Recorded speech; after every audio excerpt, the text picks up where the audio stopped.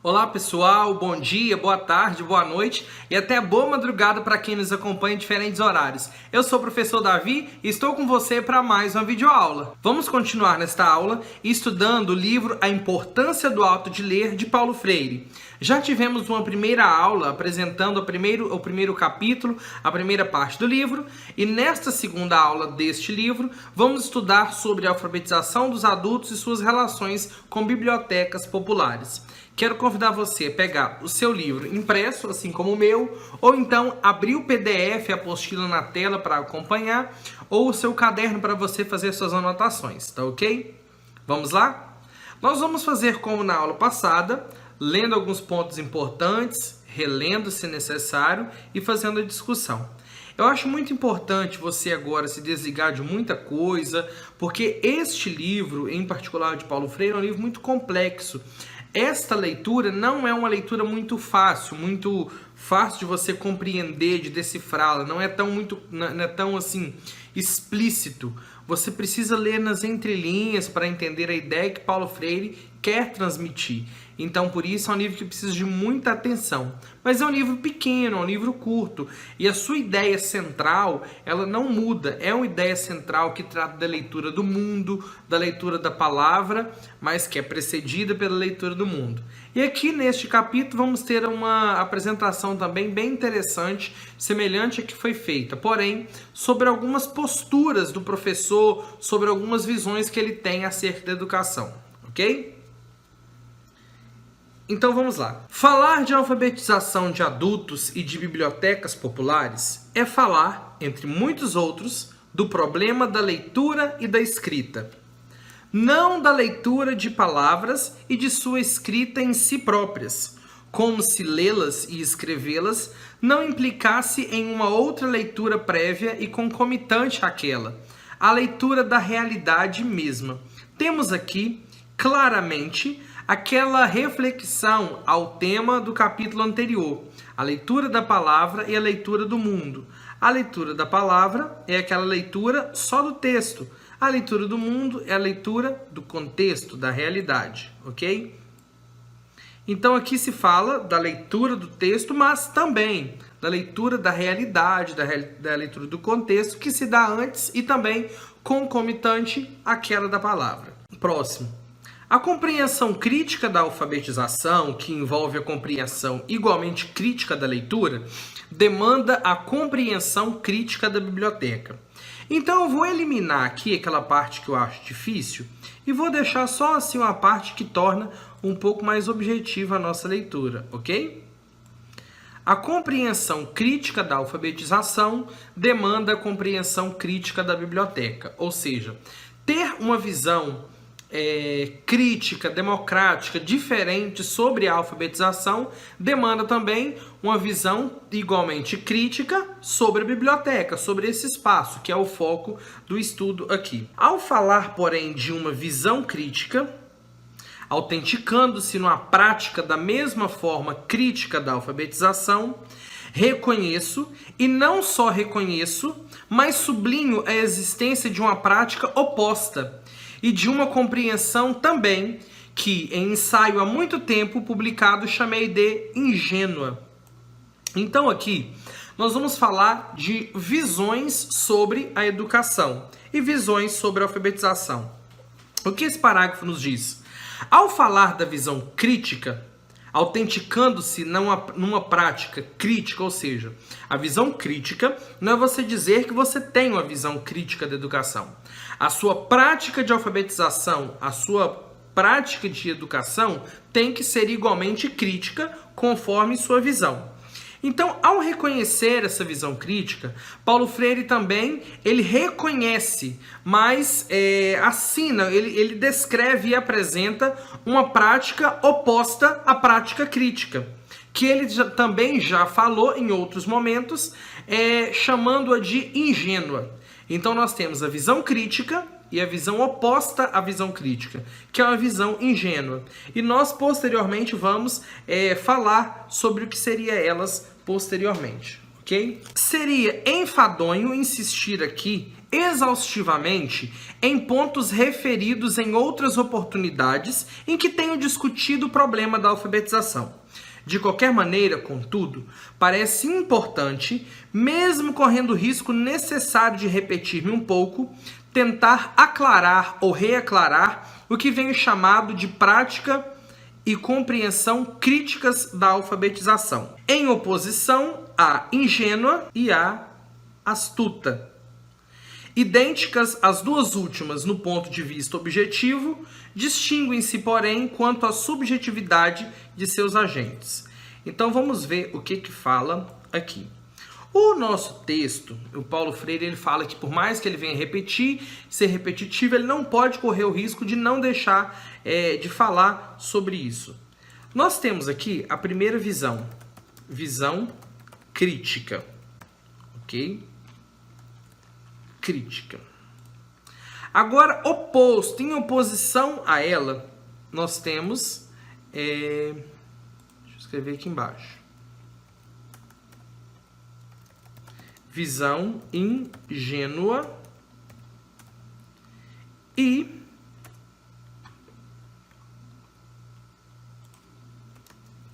a visão, abre aspas, astuta. Temos essas três visões. Essas visões crítica e a ingênua e astuta, elas são opostas. Nós temos uma oposição aqui entre... Se bem que eu coloquei muito errado essa setinha. Beleza. São opostas. Elas não estão no mesmo campo. A visão ingênua e visão astutas, a visão astuta, elas se diferem como? Qual a diferença delas e qual a semelhança? Vou escrever aqui.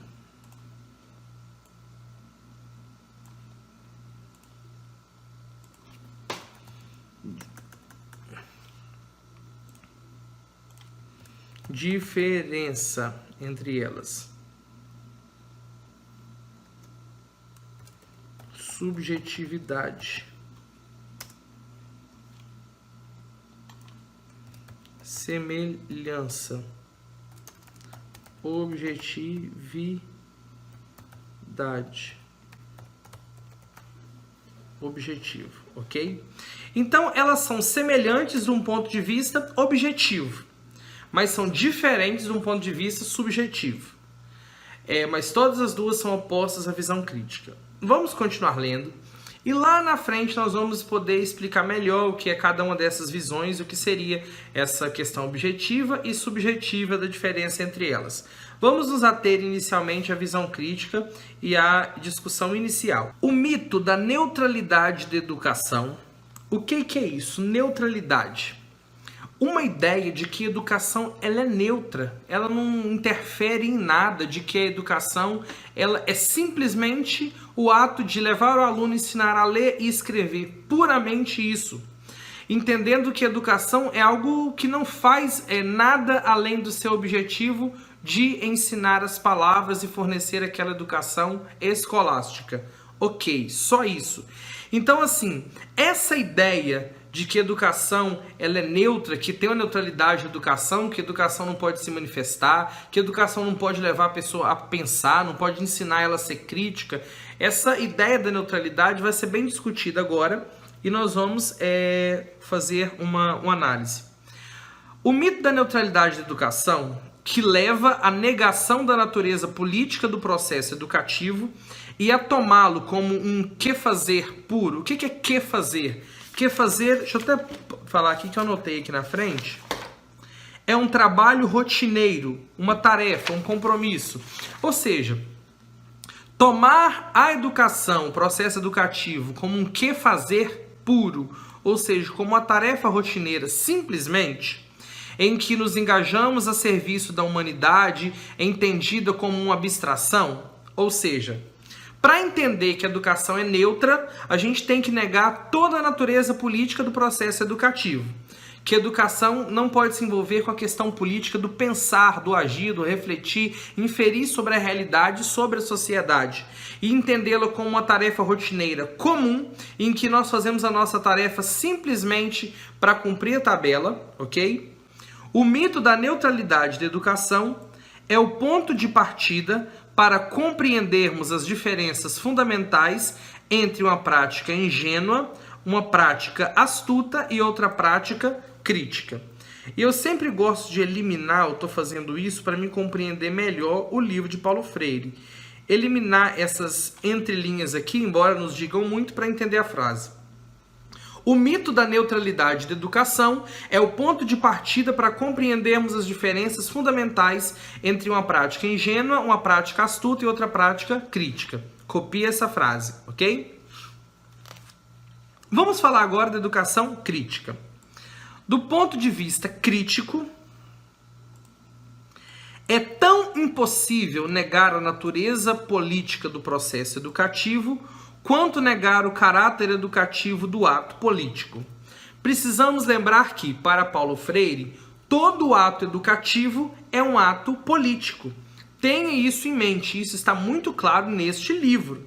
Todo ato educativo é um ato político, porque quando educamos, levamos o aluno a pensar sobre sociedade, sobre o mundo, sobre as coisas que ele vive, sobre a organização da sociedade melhor. Até porque educação ela não deve simplesmente fornecer ao indivíduo os símbolos do sistema numérico e alfabético, para ele aprender a decifrá-lo. Mas não, educação vai além. Ela deve permitir ao sujeito ser autônomo, ser liberto da sua ignorância e de seus medos, para que ele venha transformar a sua realidade, mudar o seu contexto social, agir com autonomia, agir com plenitude no meio de seus pares, no convívio. Então é por isso que ele entende que educação é um ato político. Então, é tão impossível negar a natureza política do processo educativo quanto negar o caráter educativo do ato político. Então é impossível, nesse ponto de vista, a gente falar que o processo educativo não tem política envolvida e que a política não seja um processo educativo também, ok? Isto não significa, porém, que a natureza política do processo educativo e o caráter educativo do ato político esgotem a compreensão daquele processo e deste ato. Ou seja, também falar que a natureza que o processo educativo tem uma natureza política e falar que o caráter educativo tem uma influência política, que o ato político tem um caráter educativo, não quer dizer que a natureza política do processo de educação não impede a compreensão do outro e não se esgote simplesmente nisso.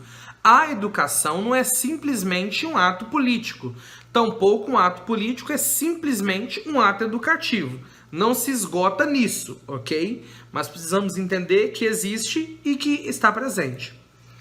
Isso significa ser impossível, de um lado, como já falamos, uma educação neutra, que se diga a serviço da humanidade, dos seres humanos em geral, ou seja, uma educação que se diz a favor dos seres humanos, da sociedade, a favor da humanidade, se ela não trouxer consigo um caráter político, isso é mentira, não existe, é impossível concebê-la. Então a questão da neutralidade da educação, ela perde força aí.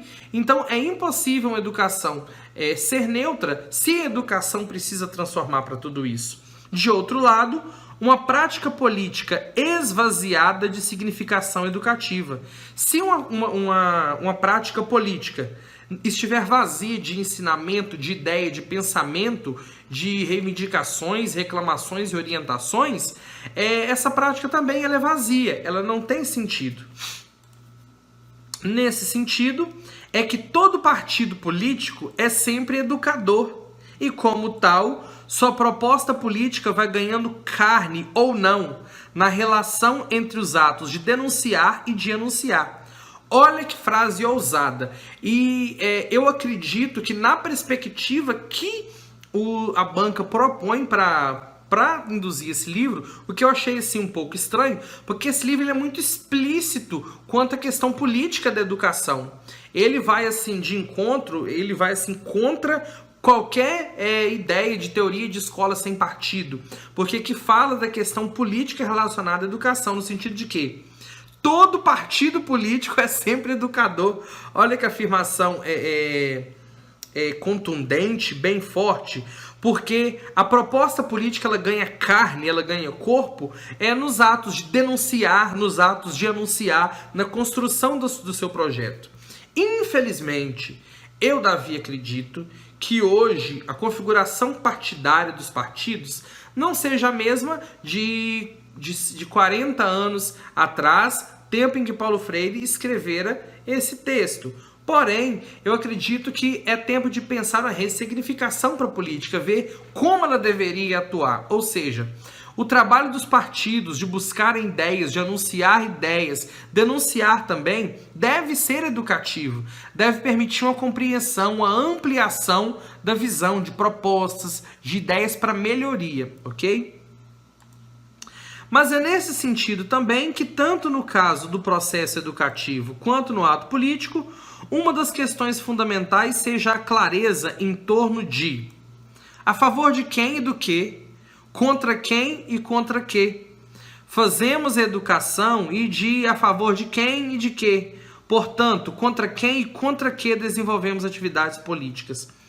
Quanto mais ganhamos essa clareza através da prática, tanto mais percebemos a impossibilidade de separar aquilo que é inseparável, educação e o ato político. Ou seja, nesse sentido que nós falamos, educação e política, é impossível nós concebermos e trazer a clareza todo esse discurso sem entender o porquê, para quê, com quem, por quem, os motivos da educação e os motivos da política. Ou seja, trabalhando para que a educação quebre a neutralidade, entendendo que a educação não é neutra, ela é carregada de um caráter político e esse caráter político também tem a sua natureza educativa. Deixa eu pegar o finalzinho da outra página aqui. Quanto mais ganhamos esta clareza através da prática, tanto mais percebemos a impossibilidade de separar o inseparável, a educação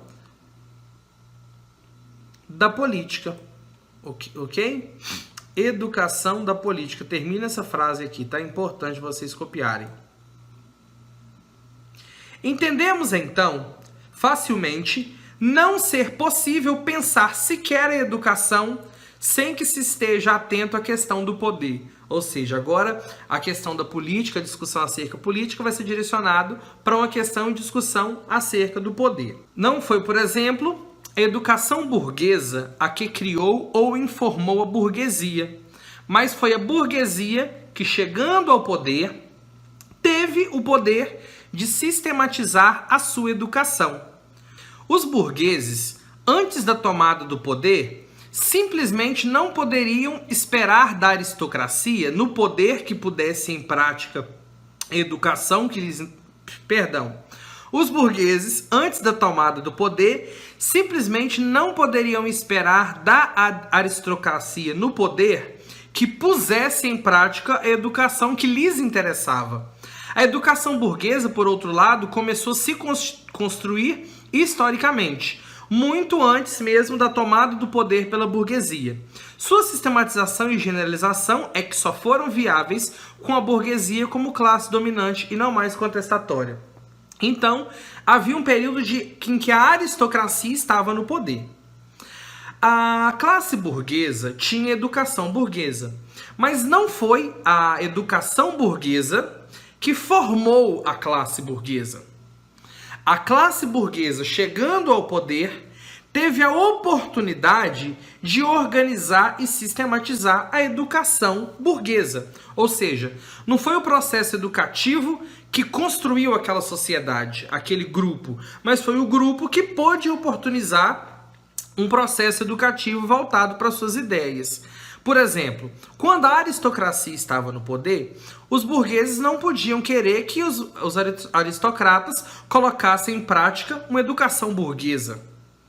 Eles colocariam em prática uma educação aristocrata. Porém, quando os burgueses chegaram ao poder, puderam colocar em prática a sua educação. Mas vale lembrar que, embora a tomada de poder pelos burgueses, os burgueses estando no poder e organizando e sistematizando a sua educação, não significa que a educação deles, a educação burguesa, foi criada ali, naquele momento, mas é preciso entender que, historicamente, já foi sendo construído, já foi sendo pensado, antes mesmo dos burgueses assumirem o poder. O que aconteceu é que, quando os burgueses assumiram o poder, foi viável e foi possível aplicar a educação burguesa. Pessoal, é muito complexo compreender isso. Mas o que aqui quer dizer que o processo educativo está relacionado a questões de poder, logo a questões políticas. Mas, se do ponto de vista crítico não é possível pensar sequer educação sem que se pense a questão do poder, vou voltando a falar aqui, tá? Outro tipo de questão. Olha, do ponto de vista crítico, não é possível pensar a educação sem que se pense a questão do poder. Pode anotar essa frase, tá? Do ponto de vista crítico, não é possível pensar a educação sem que se pense a questão do poder.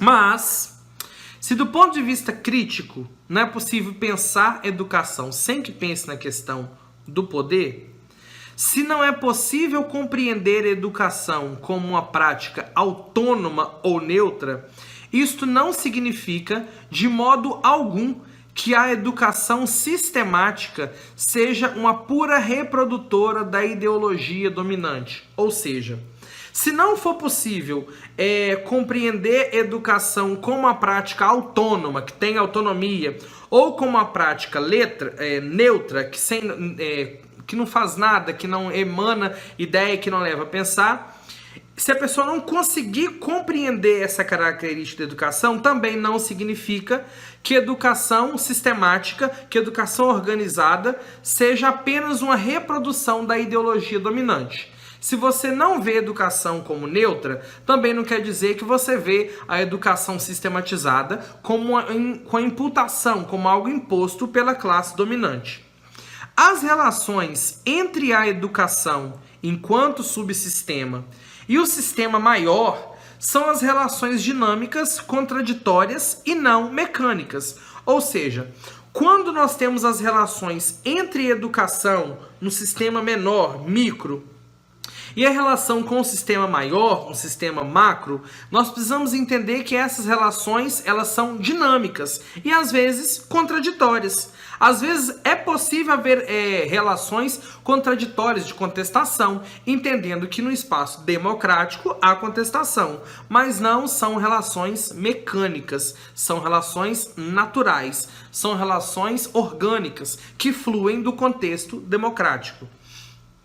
A educação reproduz a ideologia dominante. É certo, se os burgueses estão no poder, a educação vai refletir como educação burguesa. Mas ela não faz apenas isto. Lembrem disso, frase para vocês anotarem aí. A educação reproduz a ideologia dominante, mas não faz apenas isto. Outra frase para vocês anotarem. Nem mesmo em sociedades altamente modernizadas, com classes dominantes realmente competentes e conscientes do papel da educação, ela é apenas reprodutora da ideologia daquelas classes. Então, nem mesmo em sociedades muito evoluídas, a educação não é uma reprodutora da ideologia daquelas classes. Não somente isso. Pode reproduzir, mas não é somente isso. As contradições que caracterizam a sociedade como está sendo penetram a intimidade das instituições pedagógicas em que a educação sistemática se está dando e alteram o seu papel ou o seu esforço reprodutor da ideologia dominante. A educação sistematizada ou sistemática é aquela educação que é organizada a partir de um governo, a partir de um poder. Então, um grupo que tem o mesmo ideal, os burgueses assumem o poder, então eles sistematizam a sua educação, ou seja, uma educação sistematizada. As contradições da sociedade, ou seja, as dúvidas, os questionamentos, as contradições da sociedade, como a sociedade está, elas penetram na instituição escolar, porque a instituição escolar faz parte da sociedade.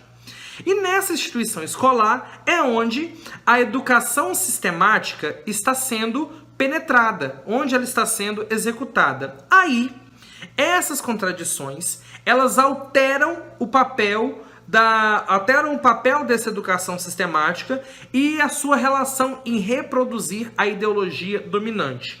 Vamos lá. Deixa eu fazer um desenho aqui, porque eu gosto de fazer esquema para facilitar o nosso entendimento. Grupo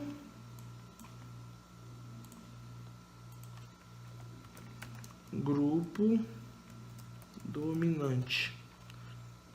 O grupo dominante, ele organiza uma educação sistemática.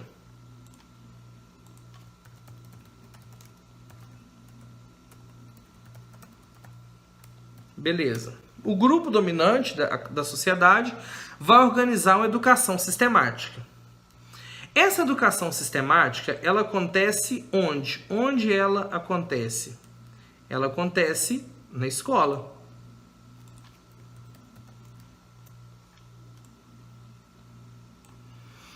Mas o grupo dominante está inserido em que contexto? Em que contexto está esse grupo dominante?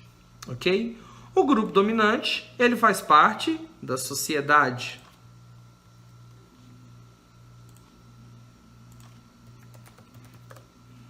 Faz parte da sociedade. A sociedade, ela tem várias situações. Ela funciona bem, ela tem concordâncias, mas ela também tem contradições. Uma sociedade tem contradições. Ok? Então, considerando que a escola faz parte da sociedade, de um jeito menor aqui, a escola está aqui dentro, ok? A escola está dentro da sociedade. As contradições da sociedade afetam a escola. E se afeta a escola, afeta também a educação sistemática que está acontecendo. O grupo dominante, ele organiza uma educação, beleza? Educação sistemática, que acontece na escola. Porém, as contradições que acontecem na sociedade, onde está o grupo dominante, onde está a escola, elas influenciam a escola. E por influenciar a escola, influencia a educação que está sendo organizada. Então, contradição sempre é aquilo que vai contra o que a classe dominante está dizendo, ou seja, a oposição. Então, se a escola reflete também a contradição, a escola e a educação que a escola oferece não vai ser somente reprodução do poder. Ela também vai ser questionamento e discussão sobre tudo isso, ok? Na medida em que compreendemos a educação, de um lado, reproduzindo a ideologia dominante, mas de outro, proporcionando, independentemente a intenção de quem tem o poder, a negação daquela ideologia dominante, pela confrontação entre ela e a realidade vivida pelos educandos e pelos educadores, o que acontece? Percebemos a inviabilidade de uma educação neutra, ou seja, na medida em que compreendemos a educação, percebemos a inviabilidade de uma educação neutra. Eu vou novamente apagar toda aquela parte aqui que está entre a frase que a gente quer. Vamos lá. Quanto mais compreendemos a educação, percebemos que a inviabilidade é educação neutra, ou seja, é inviável. Não tem como uma educação ser neutra. Se a educação ela é sistematizada conforme a classe de poder, se a educação sistematizada por aquele grupo que está no poder está na escola e a escola está na sociedade, a escola também é afetada pela contradição e pela oposição que tem na sociedade. Então, por isso, para a pessoa pensar, refletir, indagar e questionar, ela tem que ter oportunidade de ver os diferentes. Então, por isso, nem sempre a educação vai reproduzir tudo que a classe dominante quer. Ela também mostra o contraditório. Então, por isso, é impossível conceber uma educação neutra, que não permita o indivíduo pensar, ver contradições. Quando se fala em escola sem partido, muita gente não sabe do que se trata. Mas a gente tem que pensar que levar a pessoa a criticar, a indagar, não é levar a pessoa para um questionamento partidário, de maneira alguma, mas levar a pessoa a refletir sobre a sociedade. Porque nem sempre a classe dominante está 100% certa.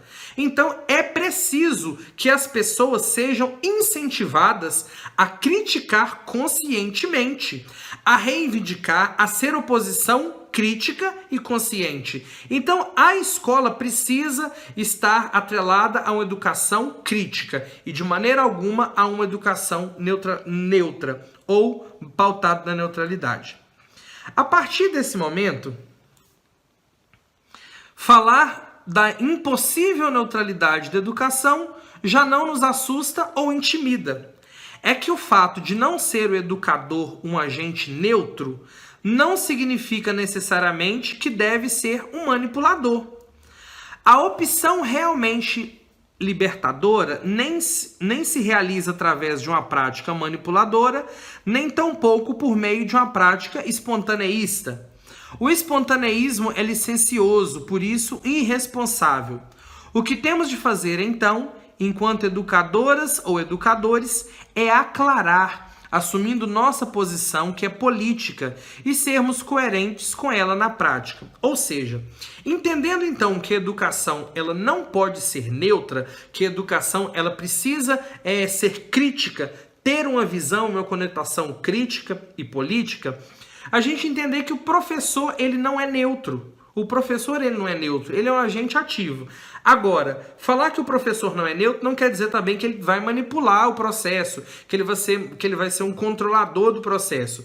Mas também que a prática dele não vai ser totalmente pautada na espontaneidade, no espontaneísmo, porque talvez incorre aí numa falta de organização e em um risco que pode comprometer o seu trabalho. Mas o professor tem um papel de trazer a clareza, o entendimento ao aluno, tudo aquilo que se tem no contexto, ideias diferentes, ideias divergentes, convergentes, para que eles possam pensar, ou seja, assumindo a opção, que Paulo Freire fala, política, de ser coerente com a visão crítica na prática, ou seja, não sendo manipulador do aluno, tampouco omisso nesse processo, mas alguém que traz ao aluno com claridade, com clareza, as ideias de uma sociedade, uma visão política, para que isso coadune com a fala e com a visão crítica que ele precisa ter da educação. A questão da coerência entre a opção proclamada e a prática é uma das exigências que educadores críticos se fazem a si mesmos. É que sabem muito bem que não é o discurso que ajuiza a prática, mas a prática que ajuiza o discurso. Ou seja, precisa haver coerência entre a prática do professor e aquilo que ele fala. Se o discurso dele é um discurso crítico, de igual forma, a sua prática precisa ser uma prática crítica, ok? Nem sempre temos a opção de ser assim ou conseguimos ser assim. Vamos continuar estudando este livro. Vamos continuar estudando Paulo Freire. Porém, é um assunto para a próxima aula, ok? Refaça sua leitura, continue firme nos estudos. Até a próxima aula. Um abraço, pessoal!